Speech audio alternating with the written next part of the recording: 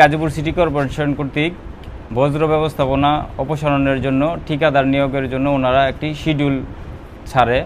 তো আমি আমার প্রতিষ্ঠান কাজী তাফসির এন্টারপ্রাইজের পক্ষ থেকে আমি একটি শিডিউল ক্রয় করি এবং সিটি কর্পোরেশনের যথাযথ নিয়ম অনুযায়ী আমি সিটি কর্পোরেশনে আমার টেন্ডার ড্রপ করি। 23/6/2026 তারিখে আমাদের সেই টেন্ডারের রেজাল্ট দেওয়া হয় এবং এখানে আমার ওয়ার্ড 50 নম্বর ওয়ার্ড থেকে সর্বমোট আমরা 3 জন টেন্ডার ড্রপ করি। তার মধ্যে আমার প্রতিষ্ঠান কাজী তাফসির এন্টারপ্রাইজ ময়লা অপসারণের জন্য বিবেচিত হয় এবং এখানে আপনারা দেখতে পারবেন গাজীপুর সিটি কর্পোরেশনের পেডে এখানে যে কাজী মামুন পিতা কাজী সালাম, প্রতিষ্ঠানের নাম হচ্ছে কাজী তাফসির এন্টারপ্রাইজ।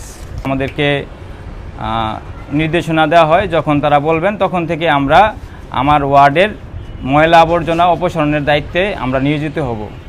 আজ থেকে 4-5 দিন আগে আমরা সেই নির্দেশনা পাই এবং আমার প্রতিষ্ঠানের পক্ষ থেকে আমি আমার ময়লা অপসারণের জন্য যে গাড়ি আছে তা নিয়ে আমি আমাদের এই এলাকার জামতলাতে আমি গাড়ি নিয়ে যাই এবং তখন বিগত আওয়ামী লীগের আমল থেকে যারা এই এলাকায় ময়লা আবর্জনা নিত তাদের সকল সদস্য, বিশেষ করে মোহাম্মদ আমজাদ হোসেন, রেজাউল করিম ফাত্তা, সাইফুল ইসলাম নয়ন, তারপরে হাফিজ উদ্দিন ভুইয়া সহ শাহ আলম রোবেল সহ অনেক লোকজন ওইখানে যায় এবং গিয়ে আমার কাজে বাধা দেয়।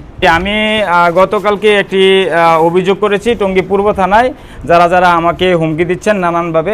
তাদের মূলত একটাই উদ্দেশ্য হচ্ছে এই বজ্র বিষয় তারা বিগত দিনে করছে আওয়ামী লীগ সময় থেকে। তো এই যে নতুন টেন্ডার হয়েছে, আসলে টেন্ডার তো হচ্ছে আমি বিএমপি করি কিংবা আরেকজন সাধারণ ঠিকাদার, মানে কোনো দলীয়করণ করে টেন্ডার দেওয়া হয় না।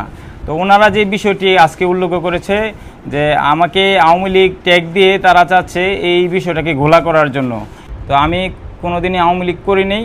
পাশাপাশি আমি গত লাস্ট নির্বাচনে মঞ্জুরুল করিম রনি ভাইয়ের একজন এজেন্ট ছিলাম এবং আমার কেন্দ্রের আমি সদস্য সচিব হিসেবে দায়িত্ব পালন করি।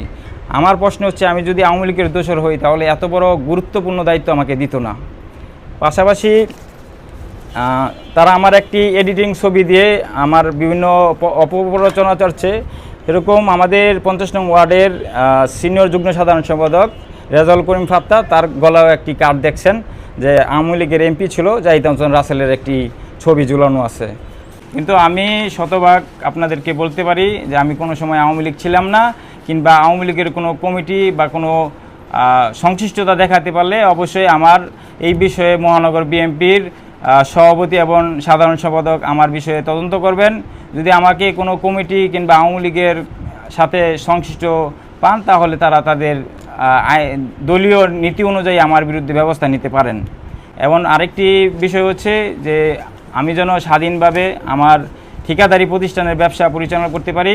আসলে বজ্র হচ্ছে একটি সামাজিক সেবামূলক কাজ এবং আজকে যারা মানববন্ধন করেছে তারা ম্যাক্সিমাম মানুষ হচ্ছে নেশাগ্রস্ত। তারা এই টাকা দিয়ে তাদের নেশার যোগান দেয় এবং তাদের সম্পর্কে আপনারা হয়তোবা অনেকে জানেন, বিগত দিনে তারা আওয়ামী লীগের সময়ও এই 50 নং ওয়ার্ডে নানান ধরনের অপকর্ম পরিচালনা করেছেন।